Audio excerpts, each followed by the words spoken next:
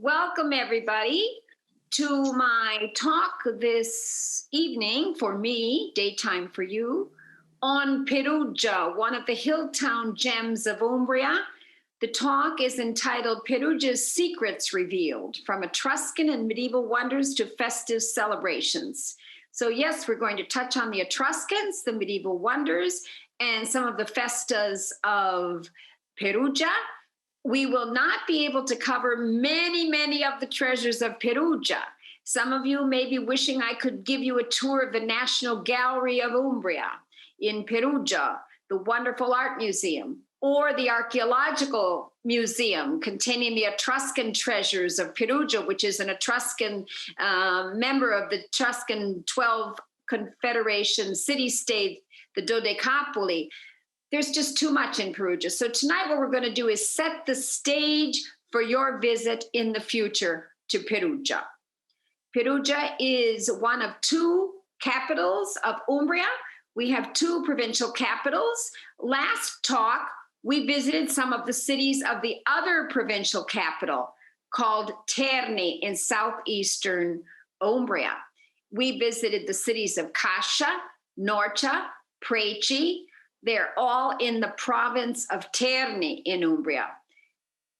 In a previous talk, we visited the province of Terni, and that was my talk on the city of Orvieto. The talk today is centered on Perugia, which is, again, one of the two provincial capitals of Umbria. And there's no better place to start a tour of Perugia than coming up the escalator into this fortress, mistakenly called by some guidebooks underground Perugia. This isn't underground Perugia. This is medieval Perugia, roofed over in the 16th century. And you can see right in front of you as you're coming up the escalator, which would just be to the left, out of the parking lot, Piazza Partigiani. They created, I believe, in 1982, an escalator to bring visitors up to the city of Perugia. So we have this marvelous example of Italian engineering with a combination of its past history. In front of us, we see a tower. This was one of the over 70 towers, medieval towers in the city of Perugia, one of the towers of the Baglioni family. They were vociferous enemies of the Pope, Paul III, and very rebellious to his salt tax. They joined with other Perugini in fighting the Guerra del Sale, which lasted from 1540 to 1543. And at that time, Paul III, who was Alessandro Farnese, decides to create a fortress in order to have a place for soldiers and so forth and weapons, if necessary, a military intervention against the rebellions. This is another section of the fortress of Perugia, the Rocca Paolina, and you can see clearly here, this was a medieval street. These are medieval homes with the Gothic pointed arches over the door, maybe from the 14th century. This is the base of another medieval tower. Turning right, you would enter another part of medieval Perugia. This was the bread oven for those who lived in this section of the town. So these arches here, the bread oven, they're all from before the 16th century. They are all roofed over in 1540 by Paul III, Farnese Pope. Here he is depicted, severe looking fellow, isn't he? In a painting by Titian done in 1543, because the fortress was built under his jurisdiction, it is called La Rocca Paolina, the Pauline Fortress. Now, look what Perugia looked like before it was covered over. A city of towers, beautiful homes, many with wooden loggie, as you can see here, sometimes surrounding an interior courtyard, many with towers. And all of this will disappear with the creation of the Papal Fortress in 1540. He's destroying the Baglioni homes. They were leaders of the revolts against the Pope. What is this about the Salt War? What was happening? The papacy mandated that all salt used in Umbria must be that salt from the papal salt marshes and purchased from the papal salt marshes. Before then, the Umbri, the Perugini, had been purchasing their salt from Siena, who had salt marshes along the Mediterranean Sea. But the salt of the papacy was more costly. They were obligated, however, to acquire the salt of the papacy. So they fought the salt wars. It's said that it is because of the salt wars that lasted from 1540 to 1543 that the bread of Umbria is saltless. There's no bread in the salt of Umbria. Maybe it was a way to save some money taking the salt out of their bread. Now you can see that the Papal Fortress is going to incorporate this Etruscan arch. This is Porta Marzia. And let's see it here. And this is, as you can see it today, this is part of the Papal Fortress. And this is the western exit of the Papal Fortress. And it is incorporating the Porta Marzia, Etruscan arch of the 3rd century BC. The Porta Marzia was made to look as if it were a temple facade. In the center is one of the gods, Tinian. He would have been the equivalent of Zeus for the Greeks, Jupiter for the Romans. Flanking him were 2 other gods, probably the Etruscan equivalents of Castor and Pollux, they're headless. Flanking those gods were horses, and below is the Papal Fortress wall, and this is the coat of arms of Paul III. Running along the frieze here is an inscription saying Colonia Julia, because Umbria is under Roman domination as of the 1st century AD, and Perugia becomes first Colonia Julia, colony of Julius Caesar, and then Augusta Perugia. Augustus Caesar will declare dominance over Perugia. So we have 3rd century BC, 1st century AD, and 1540, the coat of arms of Paul III. This is the god Tinian in the center, and you can see the words here inscribed, Colonia Julia, this wonderful travertine gate. This is what the Papal Fortress looked like. This is a painting of the mid-19th century by Giuseppe Rossi. Why does this no longer exist? There was a rebellion in the mid-19th century, about 1859, and anti-papal troops attacked the fortress, leveling much of it and razing much of it to the ground. So only a small section remains. It is worth seeing, certainly when you visit Perugia. Perugia is an important city also because it has not one patron saint, but 3. And one of their patron saints of the city of Perugia is San Costanzo. His feast day is January 29th. So this is a very important day in Perugia. This year, festivities will be limited due to COVID restrictions, but it's usually celebrated with much splendor, a wonderful procession that I'm going to show you in a minute, open street markets, all sorts of festivities for the feast of San Costanzo. We see his image here in a 15th century marble sculpture. Look at the beautiful, intricate work sculpted in marble in his vestments. And this is now in the National Gallery of Umbria. This is a depiction of the same saint, Saint Costanzo, by Taddeo da Bartolo, Tuscan artist, done in 1403, and this is tempera on wood. San Costanzo was martyred, and he was martyred in the 2nd century AD. Another martyr saint, who is one of the patron saints of Perugia, is Saint Lawrence, San Lorenzo. He's holding the palm, symbol of martyrdom, and he was martyred in the 3rd century AD. These are the 3 patron saints of Perugia. This fresco is of the early 16th century, as you can see, by an artist called Giannicola di Paolo. He was one of the students of the great artist Perugino. We'll be talking about Perugino. If you look here, you can see that Costanzo, the saint in the middle, is holding a red banner. Let's remember this fresco is 16th century. Excuse me. By the 13th century, the griffin is symbol of Perugia. Part eagle, part lion, king of the land, king of the sky. The lion representing force and strength. The eagle, king of the sky, representing wisdom and insight. It becomes the patron saint of Perugia. So you see the griffin. We're going to see it many, many times in my talk tonight. It figured many, many times in the art, on the sculptures, and so forth.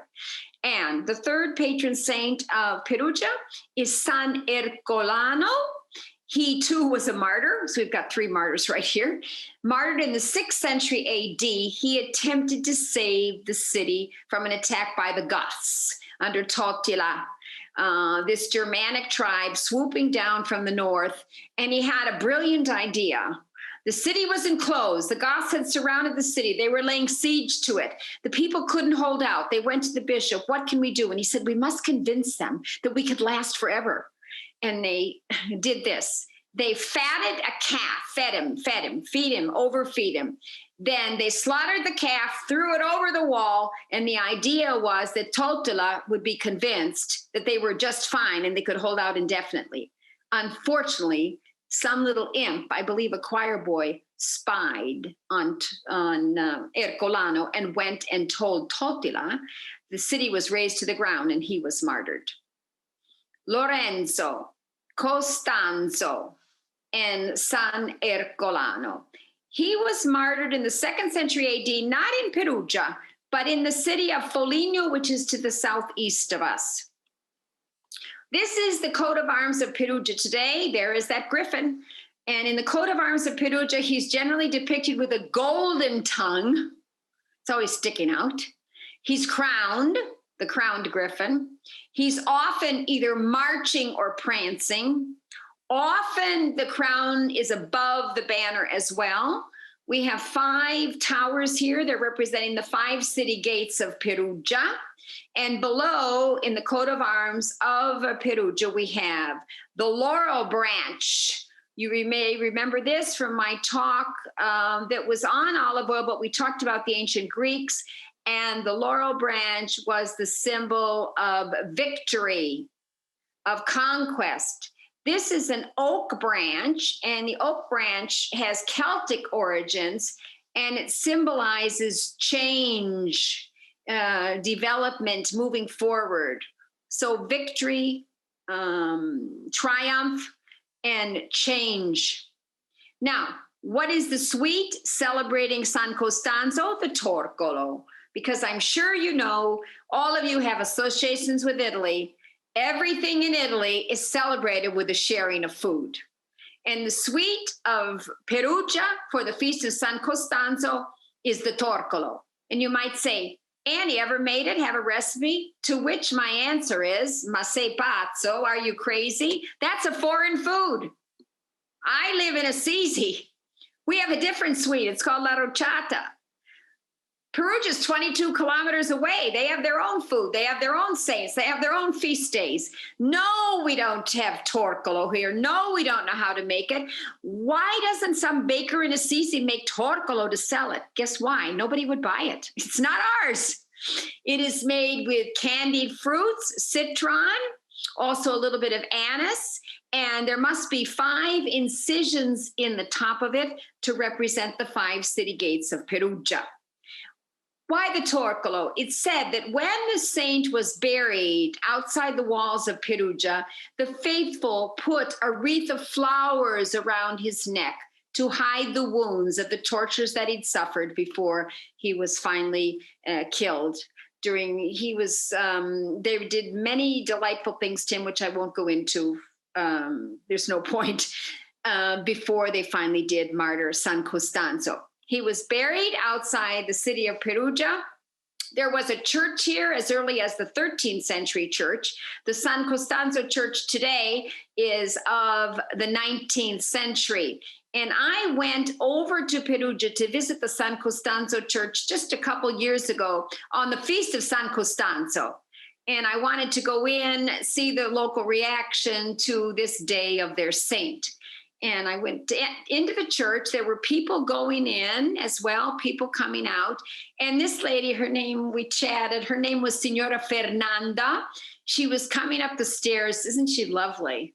An elderly woman. She'd already been in to see San Costanzo. She was coming up the stairs, and we talked about the legend of San Costanzo. There was a wooden statue in the church, and there's a Perugia tradition that a young couple will go into the church to pray to San Costanzo if they're engaged. And if that statue winked, that was an indication that the young woman would become a bride within a year. I wonder if it was the different flickering candlelight that gave the impression of the saint winking.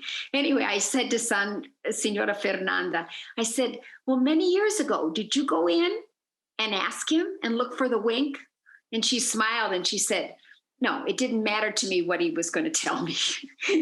If the statue doesn't wink, the Perugia tradition, I don't know how much it's still followed, the Perugia tradition is that your fiance's mother would make a torcolo for the young girl, sort of as a consolation prize.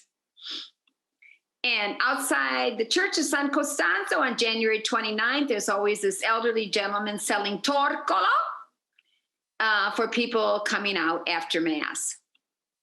This is the interior of the church of San Costanzo, Perugia. It's 19th century, clearly neo-Gothic. On the left is the beautiful embroidered banner with San Costanzo's image. It replaces the wooden statue that used to wink, which is no longer there. And over the altar, we have a penta 5. This is a 5-paneled altar piece. A triptych would be 3 panels. A pentastico has 5 panels. We have San Costanzo in the middle of saints. 2 of them are martyrs, Saint Sebastian, Saint Blaise. This one is San Pietro Vincoli. He was the 11th century abbot of the Abbey Church of San Pietro, Benedictine church, not far from the Church of San Costanzo. Those of you who were with me last week for my talk on Norcia will remember meeting the monks of Norcia. And remember that a place where Benedictines live is called an abbey. The head of the Benedictine order is an abbot. This saint is Saint Martin. There are the people waiting for the Mass to start. This is a close-up of the processional banner of San Costanzo. And the evening before January 29th, there is the celebration of the Luminaria. This is an early 14th century, mandated by the church that the saint shall be celebrated with a procession of candles lit, going to his church the night before his feast day. So the Perugians participate. They're in medieval dress. They're leaving the wonderful civic palace called Palazzo De Priori. Here it is here. We'll talk more about it. We're going to talk about this elegant doorway as well. And many of them are in the noble dress of red. They're going through the streets carrying the ever-present griffin. Remember, he's always present in the festivities of Perugia. And they go through the street, it will get darker. They're carrying torches. The torches are lit from one huge fire, which is burning in front of Palazzo De Priori. And they're going from the civic center of Perugia to a spiritual place, the Church of San Costanzo. Police will be accompanying the procession. There's no real separation of church and state in Italy. We have all the civic authorities participating in most of the processions, which are religious, and the mayor of Perugia is also participating in this procession. You're certainly going to see him when I'm going to show you a bit of a video. Here is the griffin on the banner. And they're coming from Palazzo De Priori. They're passing the church of San Ercolano, dedicated to one of the 3 patron saints of Perugia, Ercolano, the one who was martyred during the attack by the Goths. And now, Rick helped me edit a bit of video to give you an idea. Let's see it live. This is the Luminaria. There'll be the drummers, of course. These figures represent the nobility. singing a prayer of praise to San Costanzo. There's the mayor of Perugia, some of the locals. Police, as I mentioned, carrying the banner. These represent the medieval guilds. There's the cardinal and the bishop. Some police again. And all carrying candles. And here is the bell tower of the Church of San Pietro. San Costanzo would be off to the right, so we're getting very close. The drummers, they're preceding the core of the medieval crossbowers of Perugia. And they now enter the Church of San Costanzo. And they're going to bring into San Costanzo the banner and 5 gifts. One of them is the torcolo. The other gifts that they bring in, one is the torcolo, one is the laurel wreath, sign of victory, symbol of the martyr. They're going to bring in incense. They're also going to bring in vin santo, because the holy wine will be drunk with the torcolo at the festivities, that evening and the following day and so forth. You go into any bakery around January 28th and 29th, and the people are lined up to buy their, let's call the plural of it, torcoli. There's a woman weighing the torcoli for somebody who just purchased it. This woman has bought a couple, and she's bought one for her son, she told me, and her daughter-in-law, as well as her family. And you can see a torcolo here. It's sold by weight. And this is a bakery, so behind the bread, there's the saltless bread of Umbria, thanks to the papal salt tax, remember? And every festivity, let's say Saint's Feast Day in Italy, is celebrated with a fiera. A fiera is a Saint's Day street market.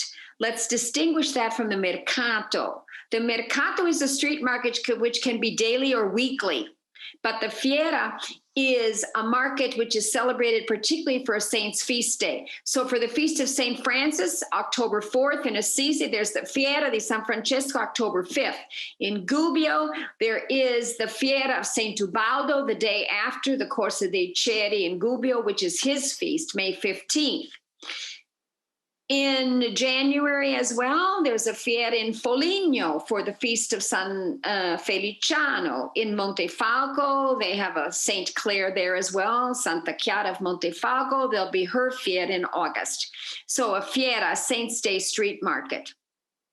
People will be selling things such as jams, honey. These people came from Norcia to sell their pecorino cheeses, sheep's milk cheese, dried sausages, the salamis, prosciutto.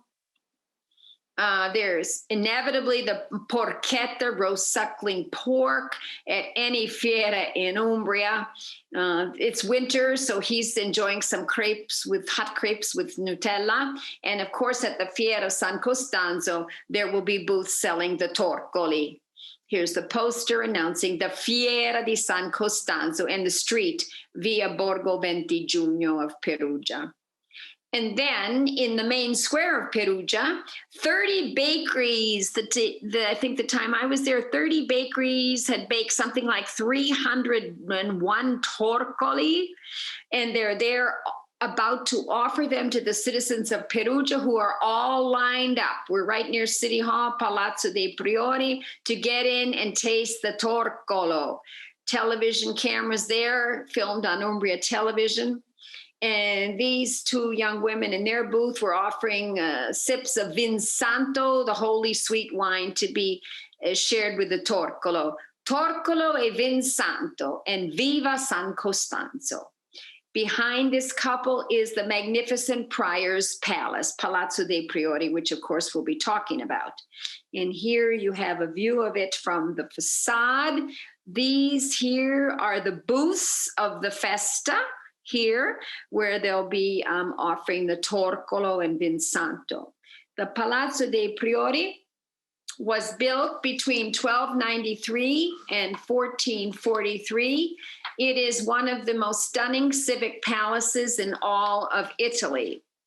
And as we look at this facade, I'd like to point out the last phase of construction of this Palazzo Priori, and that is the staircase. This fans out. This staircase was done in, I believe, about 1902, early 20th century. So this is the last moment of any kind of work or restoration on Palazzo De Priori. Let me show you what the staircase looked like before restoration. This is a print of the Palazzo De Priori facade dating 1896. Notice the griffins here, still on the facade. Griffin here. Can never have too many griffins in Perugia. Look at the beautiful tri-lobed arch windows. The windows seem to give us, let's go back this way, isn't that giving us really the flavor of Venice? Most likely because the engineer working on the bringing of the water to the fountain, which is right near here, was a Venetian. This is still the Fiera di San Costanzo, not the Fiera, but the place where the torcolo is offered. Somebody is offering the Vin Santo to the mayor of Perugia, hoping maybe for a favor, I don't know. This woman is discussing certain issues with the mayor of Perugia as she tastes her torcolo. At this festival, there will be the young as well as the elderly. One of the wonderful aspects of these festivals in Italy is the unification of all age groups joining together in a celebration, as you can see here. Here's a family sharing their torcolo. This person is actually taking a photo of the mayor, who's right behind this gentleman. And this is the city gate, the entrance to the city hall. And look at the griffins flanking this. I'm going to show you a better picture of that later. And those booths where people were offered torcoli are right here. We're now at Piazza 4 Novembre in Perugia. The 4th of November defines for Italians the end of World War I. Conclusion November 4th, 1918. Now, there are young people sitting on the steps here. We used to sit on these steps. You know, my first experience of Perugia was actually as a student in Perugia, even before I knew Nancy. Senior year in college, junior year was Rome, senior year was 3 months in Perugia at the University for Foreigners, and we used to sit here and talk. And behind these young people sitting is actually the cathedral. And we never really reflected on the significance of all this at the time. What do we have in the main square of Perugia? And here's the exquisite fountain that we'll be talking about later. We have civic authority facing spiritual authority, represented by the Duomo, the Cathedral di San Lorenzo, the cathedral, dedicated to St. Lawrence, one of the 3 patron saints of Perugia. You can see the dates of its construction, mid-14th century to the end of the 15th century. Never really finished. Why not? Perugia was a constant warfare with people, with Siena, with Foligno. They never had time to finish their cathedral. Let's say they didn't have the investment to finish their cathedral. Too much conflict. If a nation is investing in bellicose activities, can it invest in culture? It's a question we can all ask each other and remind each other today. I'd like to point out 2 beautiful aspects of the facade. There is a pulpit here, and there's a statue right here.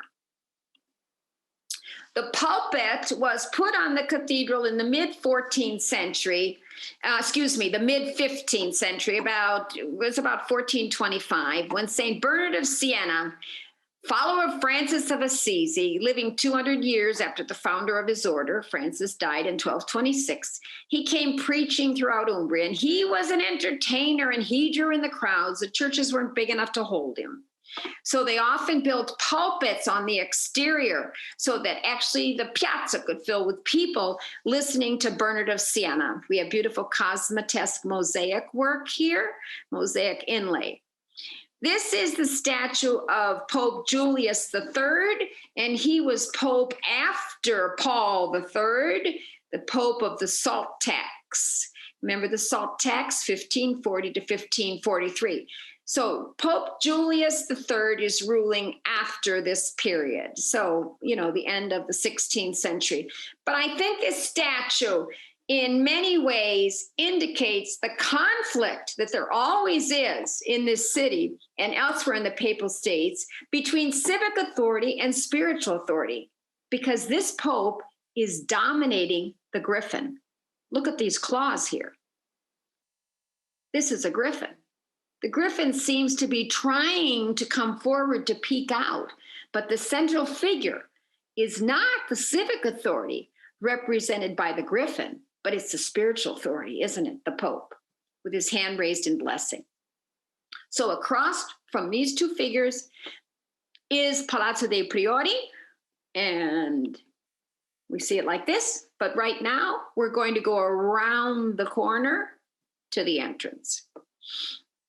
The entrance is called Portale Maggiore, major big door, or Portale delle Arti. Portale delle Arti perché?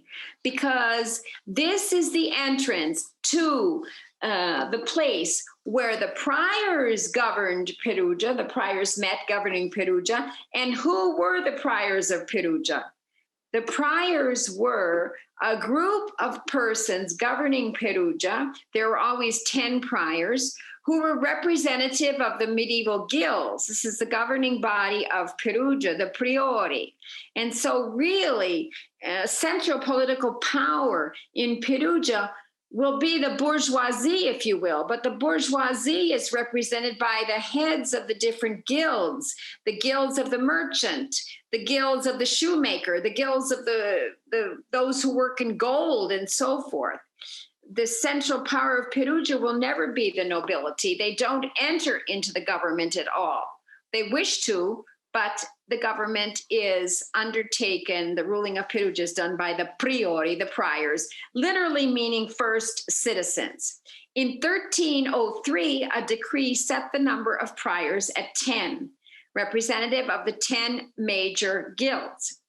They would deliberate on the most important issues, remaining in office for 2 months. And during their 2 months in office, they lived in that palace.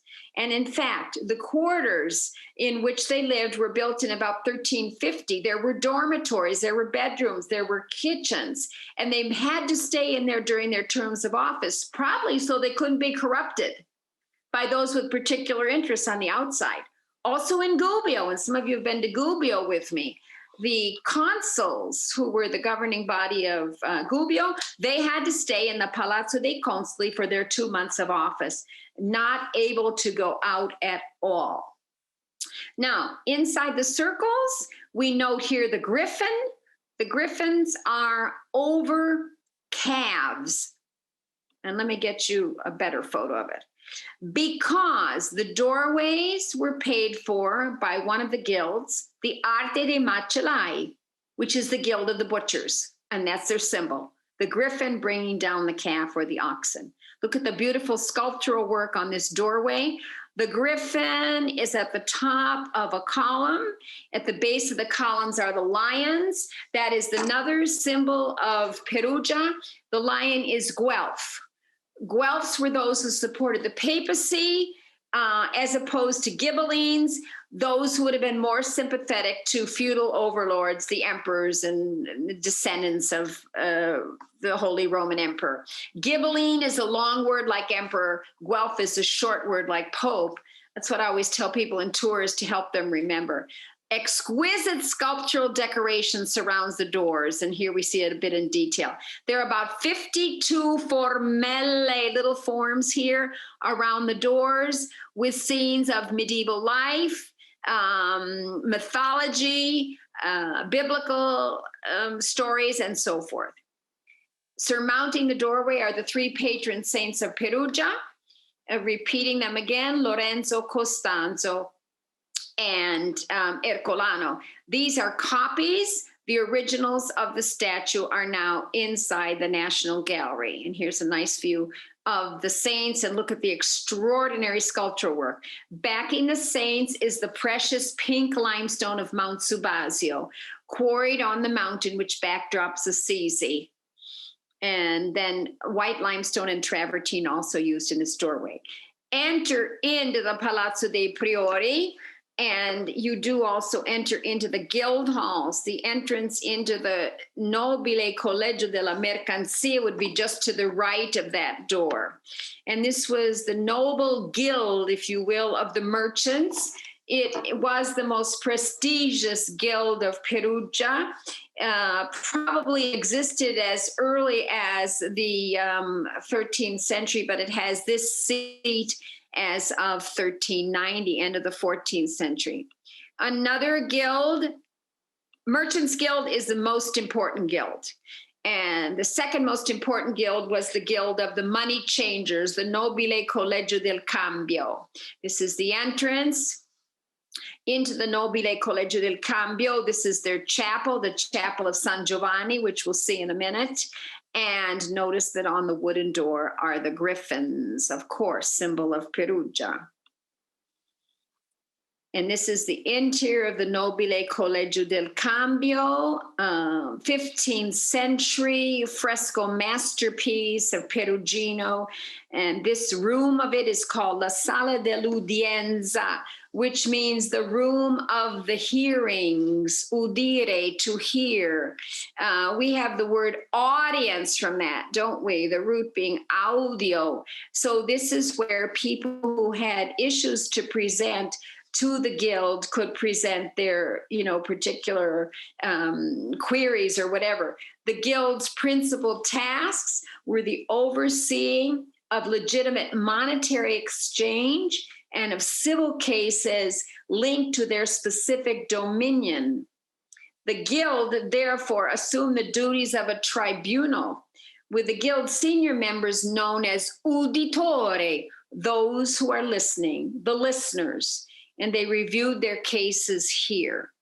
The woodwork is absolutely stunning. It is done by Domenico del Tasso, who's Tuscan, and the woodwork is 15th century. And you can see here on the right an exquisite statue, but let's get a little bit of a close-up of this.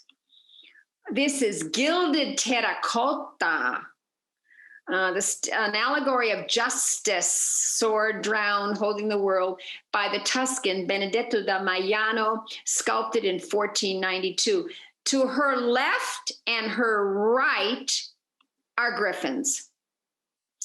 And this is the symbol of the Guild of the Money Changers. This is the griffin striding or marching over the money chest of the city of Perugia. Crowned always. Tongue is not hanging out here, though. And here is the griffin on one of the matricole, singular is matricola, I'll tell you about that in just a second, of the Money Changers Guild. And here we see the griffin, paw raised in the air. It often is. He's marching forward over the money chest of Perugia, all bound with chains. This is done by an artist, absolutely stupendous, in miniature work called Matteo di Sercambio, end of the 15th century. A matricola is the document containing all the names of the guild members, as well as the norms of legislation of that guild. On the ceiling of the Collegio del Cambio, we have exquisite grotesque work. I want to mention grotesque briefly. I don't mean to be repetitious. For those of you following all of my talks, they're mentioned specifically on the talk. I think the title was Assisi Street Art. It ends with the grotesque. And the grotesque, this ceiling is done in the 15th century in the Collegio del Cambio. The grotesque come from the word comes from the word grotto or grotta, because when the Renaissance painters such as Perugino, who frescoes here in the Collegio del Cambio, Pinturicchio, we saw his wonderful work in Spello, Signorelli, we saw his wonderful work in Orvieto. These painters are enchanted with a discovery made in Rome in the 15th century. They uncover a grotto, a painted grotto. They thought it was a painted grotto. It was actually the golden house of the Emperor Nero, and it had been covered under earth for many centuries just uncovered, and the painters who went in, Raphael was lowered on a rope through the ceiling. He wrote his name on the ceiling. And they were inside the golden house of Nero, the Domus Aurea. So this painting is reminiscent of what they thought was a grotto, but it wasn't. It was a Roman villa. Here's a detail of the grotesque with these delightful images here, mythological figures mixed with vegetative and animal figures and so forth. And the ceiling shows, let's go back to the whole ceiling, the 7 days of the week. And those of you speaking Italian will realize they're named after planetary gods: Luna, lunedì, the moon; Marte, martedì, Mars; Mercoledì, Wednesday, Mercury; Giovedì, Jupiter; Venerdì, Venus. They're all depicted up here. Sabato is not really after Saturn, but after the Sabbath. And the exception to the days of the week being named after God is Sunday, the day of the sun in English, Apollo, but not for the Italians. It's the day of God, Domenica. It's thought that the motif of the Collegio del Cambio, the frescoes, was suggested by Francesco Maturanzio, a great humanist from Perugia, who taught for many years in northern Italy, among other places, I believe Venice, also Ferrara. He returns to Perugia in the late 15th century, and by that time, the Collegio del Cambio, the Money Changers Guild, has decided that their sala, their audience room, should be frescoed by the great painter Perugino. But it seems to be Maturanzio who sets out the theme. And this is one of the frescoes by Perugino. On the left wall, we have scenes of Roman emperors, orators, warriors, and they're topped by the cardinal virtues. So on the left wall, the first section, Roman warriors, orators, and so forth, prudence and justice above them. Next to that, look at these. It looks like a fashion show of Renaissance dress, Renaissance military dress, doesn't it? Other Roman and also Greek figures of the classical world, and topped by temperance and fortitude.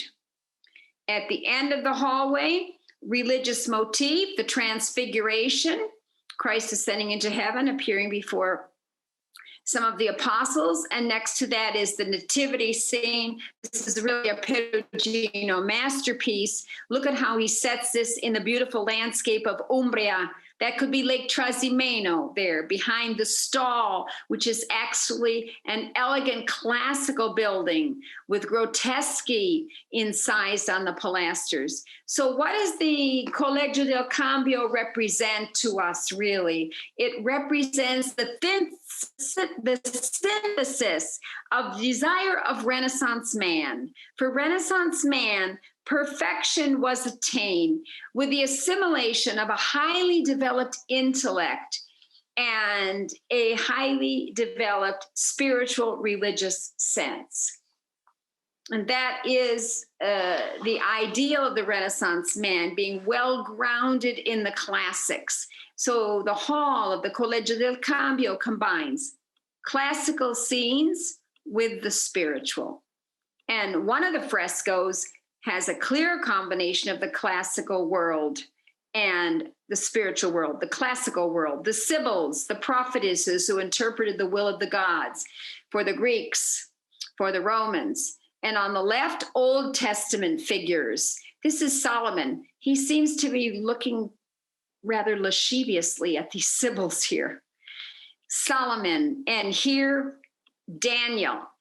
Some art historians feel that Daniel was a portrait of the young Raphael, who was working here in the Collegio del Cambio with Perugino at the time as an apprentice. He was 17 years old at the time. The headdresses are absolutely lovely here, aren't they? And the last fresco to be done in the Collegio del Cambio is the self-portrait of Perugino. He's affirming his work as his work. It's hanging on the wall, his portrait seems to be hanging.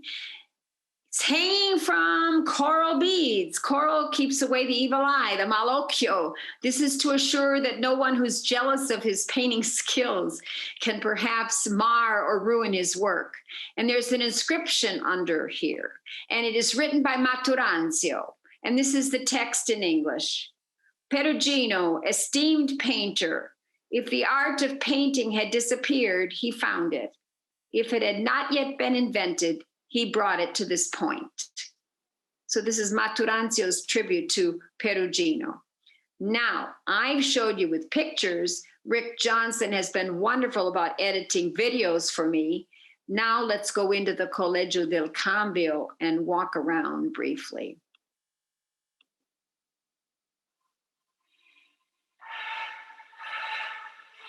It's hard to describe the beauty. Grotesque on the inlay as well.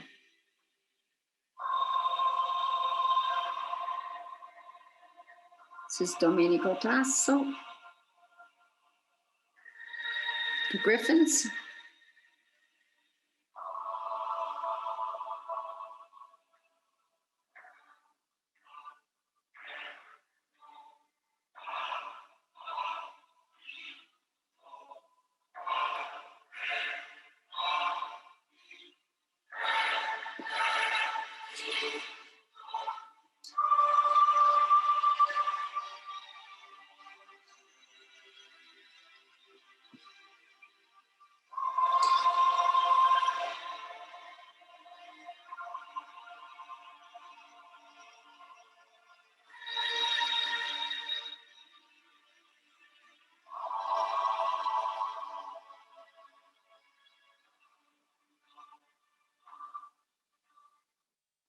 Thank you, Rick.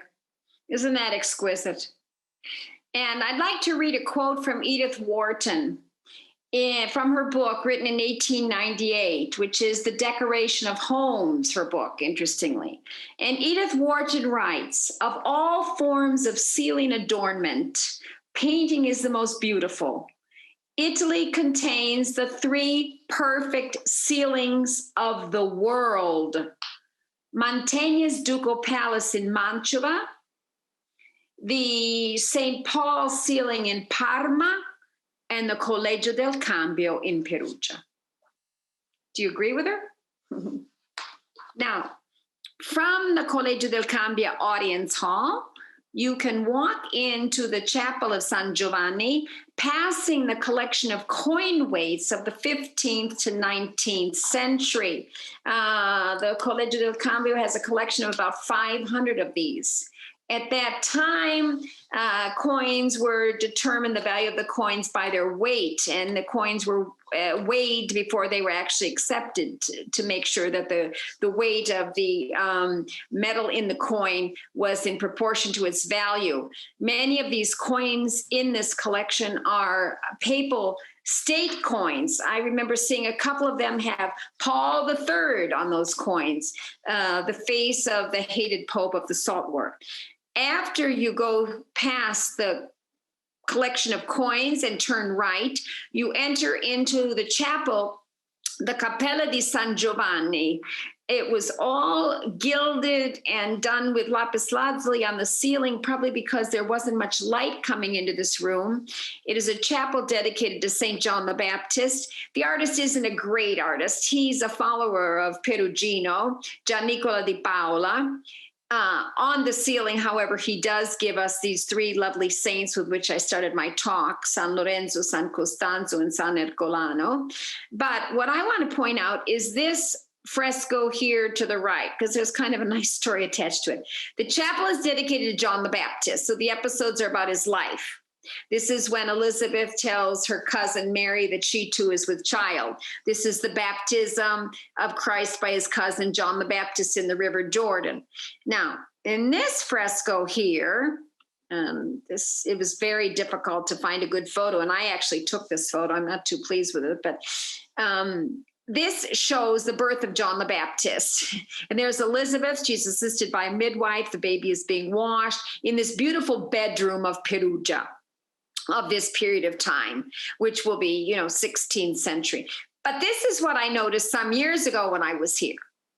I was looking at that and I said to the people in my tour, but he's bringing the hen in. Now, see the man bringing the hen to her? Well, this is a wonderful story. When I gave birth to our first son, Keegan, in 1980 in the hospital of Perugia, my farm neighbor, Chiarina, showed up at the hospital with a big jar of chicken broth. And I didn't know why. And she gave it to the nurses. They smiled and said, we'll make it for her right away.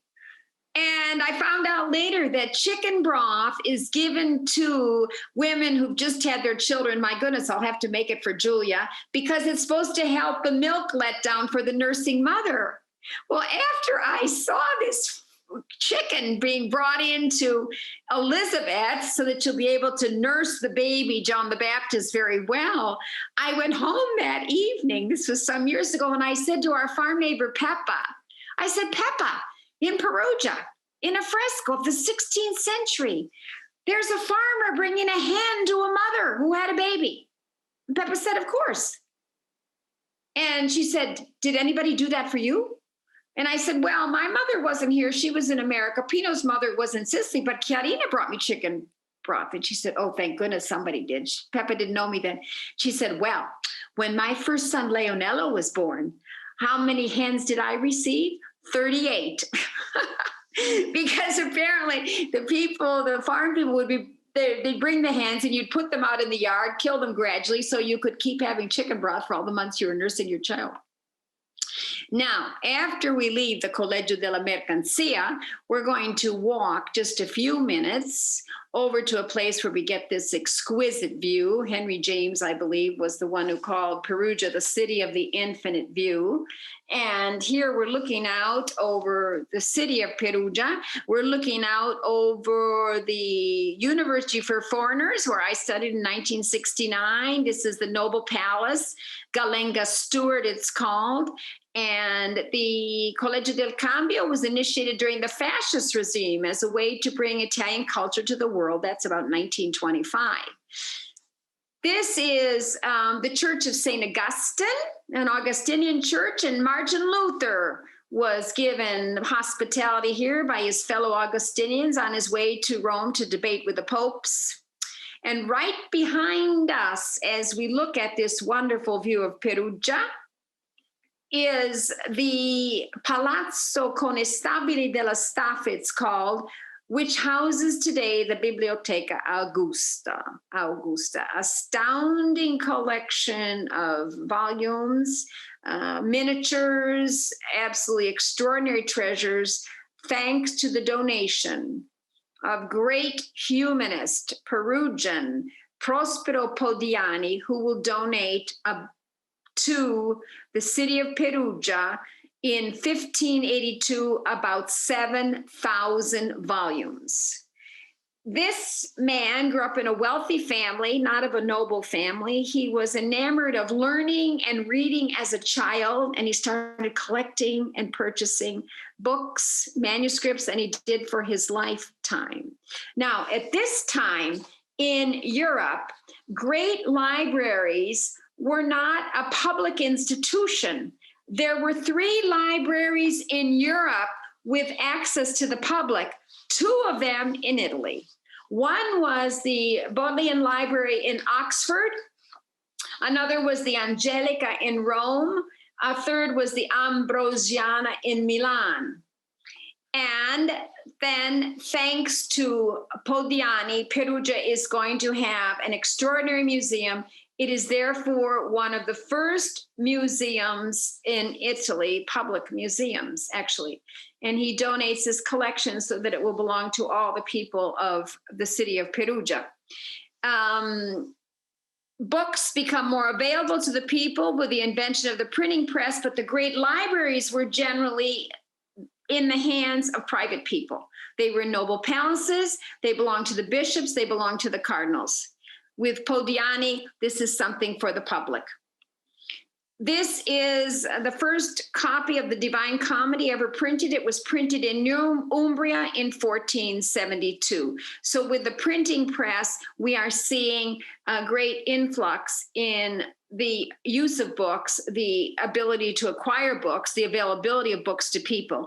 This is a scene inside the Biblioteca Augusta. These two people, I've seen this book. I've been in here with years ago when I would do private tours of Perugia. I'd get permission sometimes to the librarians to go in and see some of these. This is a very ancient illustrated copy of the Divine Comedy. These are some of the treasures of the Biblioteca Augusta. Something to do on your next trip to Italy. Let me know if you're coming to Perugia and I'll call up for you and see if I can get you in to see some of the treasures. You must go in with a librarian, absolutely. So an extraordinary collection of illuminated manuscripts, as well as incunaboli and cinquecentini. Incunaboli are some of the first printed books. They date from 1450 to no later than 1501. Cinquecentine, or the 500s it means, were books that were printed in the 1500s. The library also has, you know how many incunaboli this library has? About 1,300. It has 16,000 cinquecentine. And it has 55,000 books dating from the 1600s to 1830 and 30,000 prints and maps. Here's one of them. An absolute treasure in the center of Perugia. Who knew, right? And the collection starts with Podiani. It will increase by the end of the 19th century as monasteries are closed. This is the time of the demaniazione. It's after the unification of Italy in 1860. Umbria was part of the Papal States. Perugia was part of the Papal States. Convents and monasteries, many are repressed as of 1860, and the books and volumes in these places go into the hands of private people. Many of these from the convents and monasteries are donated to the Biblioteca Augusta. This is a Dominican chorale, a book for the singing of the Holy Office from the Dominican monastery of Perugia, 14th century. This was years ago. And I was in here on a tour with these people. There's dear Maud, she's no longer alive, bless her. And you could see how many years ago it is. She didn't have gloves on. Wasn't necessary then. This was an absolutely extraordinary book of the 14th century she was showing us. This was a later visit to the library, and this librarian has gloves on. And here she is showing us a matricola of one of the guilds, and this is the Griffin. It dates from 1270. Here it is right here. Another beautiful book. This is one of the city gates of Perugia symbolized here. This dates from 1270. It's a medieval codex, codice in Italian. That is a book of many pages bound together, and the pages will generally be of papyrus or parchment or vellum, which is very fine parchment. So there are a number of codexes as well in the library. This is a matricola. So this is a matricola of a guild hall, and here are the names of the guild members listed. This is another of the treasures which is in the library. This is probably San Costanzo. And here we have a picture of the smallest volume in the library and the largest. And this is the view from the second floor. Now, looking out the view of the second floor, you can see, if you knew where to look, just off to the left, the Church of San Severo. And in San Severo, there is a painting done by Raphael. It's interesting that Raphael, although he studied in Perugia, nothing of him really remains in Perugia except one fresco, which I'll show you in a minute. But in the building where the Biblioteca Augusta was, there was a treasure, and it was hanging over the fireplace. That building was a noble palace, and hanging over the fireplace was this masterpiece by Raphael, the Madonna del Libro, Our Lady of the Book. And this is mid-16th century. Well, Conestabile came into difficult times near the end of the 1800s. So with one of his assistants, he went to the city of Florence. He spoke with one of the ministers there, asking if they would like to acquire this Raphael. And the answer was, with a little sniff and nose in the air, it's rather small, and we have enough Raphaels. At the time in Perugia was a representative of the Tsar of Russia who purchased it. Alexander II gave it to his wife. And that painting is now in the Hermitage Museum in St. Petersburg. This is all we have left of Raphael in Perugia. This fresco is in the Cappella di San Severo, which is a Benedictine church. On the lower level, the fresco is done by Perugino. He's very, very elderly at the time. He can hardly see. And the upper level fresco, and you can see the style is much more developed, much more vivid, much more alive, if you will. This is the young Raphael. But this is all that remains of Raphael in the city of Perugia. And we'll just from the library, because we're talking about matricole, go to the Collegio of the Mercancia, the Merchants Guild Hall. Because in the Merchants Guild Hall, there was at one time, and this is probably now in their archives, one of their matricole, here's the griffin striding across a bolt of cloth. Look at it, it's the same image, which is in this stone panel just outside the Nobile Collegio della Mercancia. And there we are.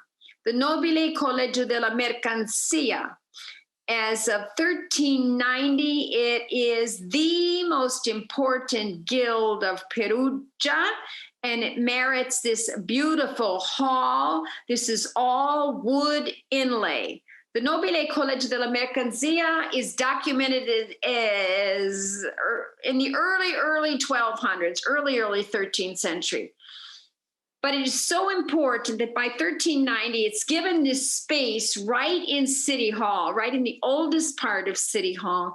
And all the work is done by Nordic masters. We call them maestri oltre Alpi, the masters over the Alps, beyond the Alps, because after all, wood is not used in Italy for furnishings. It can appear in churches, for example, but it's not very much used. And the Collegio della Mercancia wanted to show how extraordinarily great they were, deciding to line all the halls of their Sala dell'Udienza with wood. Also because it was extremely costly. Right here, let's go back, is the symbol of the Nobile Collegio della Mercancia, the proud griffin striding across a bolt of cloth. This is some detail of the wood inlay of the pulpit, which is at the end of the hall, and this is where the leader of the guild would meet the public to hear about, any issues they had to bring before the guild. Above this, we have the 4 statues, which appear in every guild hall. We already saw them in the Collegio del Cambio. Prudence, justice, temperance, fortitude in gilded wood. And look what's between them. The griffin, marching or striding, rearing griffin, marching and striding again. The griffin, ever present symbol of the city of Perugia. Look at the ceiling. Absolutely stunning wood inlay. And just imagine, this has been restored. They never needed to redo it. The masters were able to fit these wood panels, seasoned, bent exactly onto stone vaults. That's what's so extraordinary. And after Collegio della Mercancia, it's time for a break. Cappuccino with Umberto. He's not far away, and he made cappuccino for me as a student in 1969, and he's still making the best cappuccino in Perugia. And this is a place where the locals go. This is not Pasticceria Sandri, which is the elegant pasticceria. I'm taking you into the local one to meet Umberto. He's, of course, retired. And he said to me, I was in recently, we've known each other for over 50 years. He's been making cappuccinos for, I think, 67 years. And I said, well, you're retired, so why don't you stay home? Your son Francesco is here. He said, what am I supposed to do? Go and sit in an armchair all day? There he is. He's so proud of whipping cream. There's nothing like whipped cream whipped by hand. He whips cream about 6 or 7 hours a day. One of the treats is cappuccino con panna. Not just hot chocolate with whipped cream, but cappuccino with whipped cream as well. Sometimes helping him out is his son Francesco and his lovely wife Anna. And these here, I think, are cups of cioccolato caldo con la panna. If you come with me to Perugia, we'll definitely go in. And of course, it's a city of chocolate. They make their own chocolate kisses, the baci, and their cannoli are chocolate ones stuffed with whipped cream that Umberto whips by hand. Now, before we'll finish, we want to mention the beautiful Fontana Magiore. The center of Perugia, I think the masterpiece of Perugia. We haven't touched on the cathedral today, which is behind it. The cathedral, it's all right. It's been restored many times. The inside is a big Hallenkirchen, and it's probably late 18th century. And when you come to Perugia, it's one of the cities where you don't go to see the cathedral or the basilica. In Assisi, what you want to see first before you see our fountains in the center is the Basilica di San Francesco. In Orvieto, you want to go to the Duomo. But in Perugia, you must see the Fontana Magiore, the great fountain. This is a masterpiece done between 1275 and 1278. The architect was Fra Bevignate. He was a Benedictine living in Perugia, and there's an inscription here on the lower basin which says this: look, you who pass this fountain with its happy babbling or bubbling of the water, if you look closer, you can see wonderful things. Let's look closer. This is the upper basin, backed by pink limestone. All the statues are in Carrara marble. The sculptors are the Pisanos, father and son, Nicola and Giovanni. Although they're called the Pisanos, the Pisa people, they were actually from Puglia. Nicola, the father, studied seriously architecture and sculpture. It's said that by the time the fountain was done, he was too elderly and weak to do much of it, and that much of it was therefore done by the son Giovanni. Although other art historians feel you certainly see the hand of the great master Nicola in this extraordinary fountain.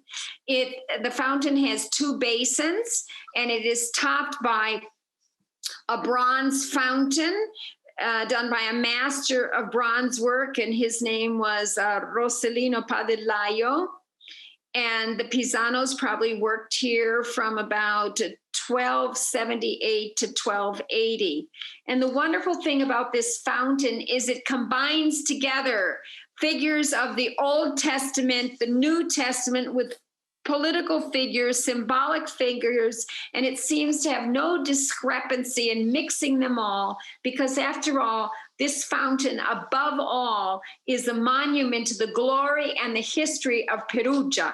And this fountain is so important that you can't take it away from the Perugians. And I remember some years ago when they restored the fountain, it was enclosed in plexiglass, I think for 2 years. And we could observe the restorers working through the glass. It was not possible to cover up this fountain to the Perugians for 2 years. So they saw every phase of the restoration work. Right here is a figure. This is Saint Benedict, and kneeling here is a friar. And right here is a tribute to Fra Bevignate, the architect. His name is incised here. Let's look down here. Here is a detail of it. San Benedetto. And this is the allegory of Perugia, the great city of Perugia. And she's looking out towards Chiusi. And Chiusi is in Tuscany now. It's north of us. And it was the breadbasket, if you will, for Perugia, where all the grains and so forth cultivated for the city of Perugia were grown. And so she's holding the horn of Pliny, the cornucopia. It literally means a copious horn, thus representing abundance and the power of Perugia also. These figures represent the church, la Chiesa, Rome, and representing theology. On the fountain, we also have the liberal arts, two figures of Aesop's fables. Of course, the eagle and, the griffin and the lion, symbols of Perugia. And also on the fountain are two eagles, and the eagle is a symbol of Pisa, and one of the eagles is also with the inscription, the name Nicola Pisano. So this is, again, the splendid monument, the great fountain of Perugia. One basin on the top, one on the bottom. The one on the bottom we've talked about in my other talks. It has panels representing the agricultural tasks of the year. So there'll be the slaughter of the pig, the picking of the figs, the making of wine, with the zodiacal symbols in the panels indicating the month. The Fontana Magiore. Opposite the Fontana Magiore is Palazzo De Priori. Notice above the door, the griffin and the lion, and the chains and the bolts, which were brought back after the Battle of Torrita di Siena. It was one of the longest battles ever fought in the Middle Ages. All of 1348, Perugia wins. As a sign of triumph, they bring back the bolt from the city of Siena and the chains. Up here is the griffin. And inside, going in the door, we're in the marvelous Sala dei Notari. This is the Notaries Hall. Restoration was done in 1582 because at that time it was decided this hall, which had been the hall of the people, if you will, where they met for meetings, was going to be given over to the notaries. That was a request made to the Pope. This is the Papal States at the time, and this will become the Notaries Hall as of the mid-16th century. Look at the splendor of the Notaries Hall. Griffin, often present here. These are 8 Romanesque arches. And this is the Matricola dei Notai. You all know now what a matricol is. This is the list of the members of the Notaries Guild. And this represents them in procession on February 2nd. This is a Luminaria procession, candlelit again, blowing triumphantly the flags with a griffin on the flags. Imagine this, 1403.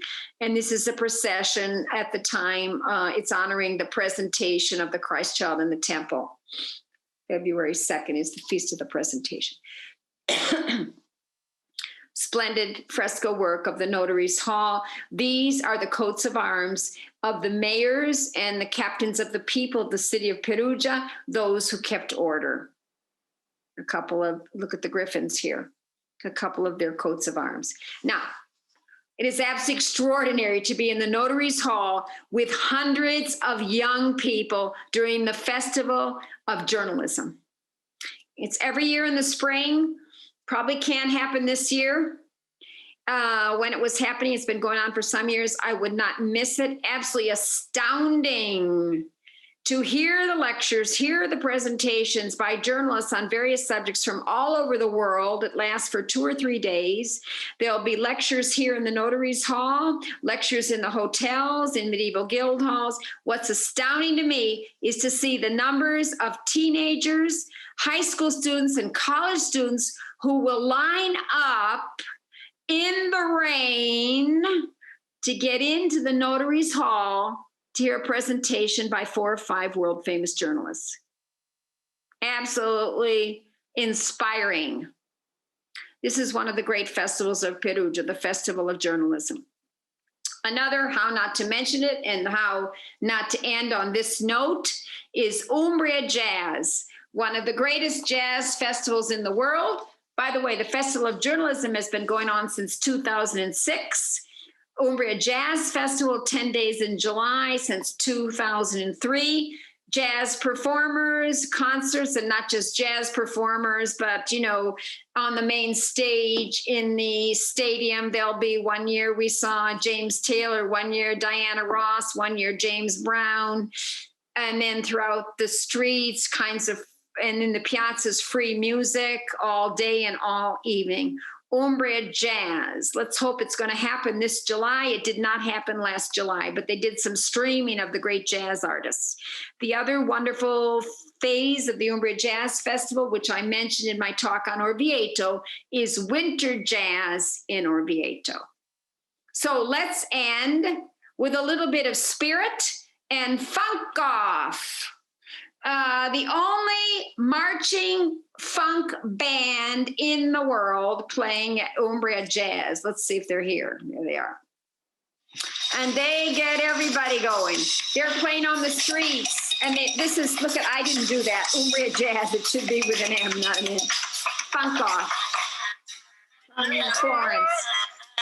And they play around noontime. They play at 6 in the evening. I wish I had a video of a lot of people dancing with them because it's something. So let's end on a jazzy note, and may this talk inspire you to come soon to Perugia. There's some of the kids. Look at their moves.